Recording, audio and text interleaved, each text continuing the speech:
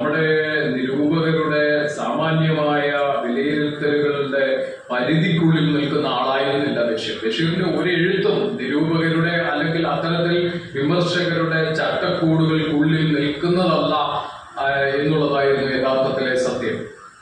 ബാല്യകാല സഖിയിൽ അതിനകത്തിൽ സുഹ്റയും മജീദും തമ്മിലുള്ള പ്രണയത്തെ സംബന്ധിച്ച് പറയുമ്പോൾ ആ ഇമ്മിടി വല്യൊന്ന് എന്ന് പറയുന്നത് യഥാർത്ഥത്തിൽ കുട്ടിയായ മജീദ് മുന്നോട്ട് വെക്കുന്ന ഒരു ദർശനമുണ്ട്. രണ്ട് തോടുകൾ ഒന്നു ചേരുന്നു.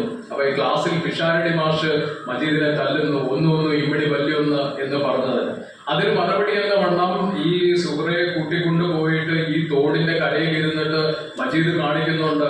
ഈ ഇടത്തുനിന്നും വലത്തുനിന്നും വരുന്ന രണ്ട് ചെറിയ തോടുകൾ, ആ തോടുകൾ ഒന്നിച്ചു ചേരുമ്പോൾ ഒരു ഇമ്മിടി വലിയ തോടായിട്ടല്ലേ മാറുന്നത്, രണ്ട് തോടാകുന്നില്ലല്ലോ എന്നുള്ള യുക്തിയാണ് അവിടെ കഥാകൃത്ത് മുന്നോട്ട് വരുന്നത്.